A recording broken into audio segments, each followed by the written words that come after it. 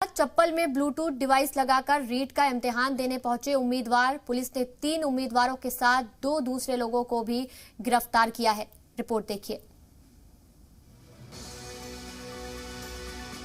राजस्थान में रीट इम्तिहान पर गड़बड़ी के अंदेशों के बीच सिक्योरिटी के सख्त इंतजाम किए गए थे, लेकिन इसके बावजूद भी कुछ एप्लीकेंट्स नकल करते हुए गिरफ्तार हुए हैं, जिनके पास से इलेक्ट्रॉनिक्स डिवाइस, मोबाइल फोन और सिम कार्ड बरामद हुए।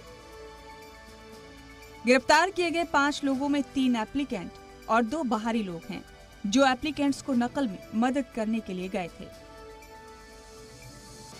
मुलजिमीन को गंगा शहर इलाके के नया बस स्टैंड से इम्तिहान से पहले गिरफ्तार किया गया है।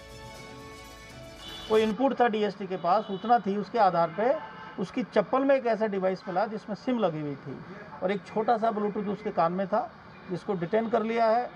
उससे पूछताछ जारी है, लगातार हमारी टीमें पूछताछ कर रही है। बीकानेर की पुलिस का कहना है कि धोखाधड़ी करने के लिए ब्लूटूथ डिवाइस को चप्पल में छिपा दिया गया था। ब्यूरो रिपोर्ट, जी मीडिया।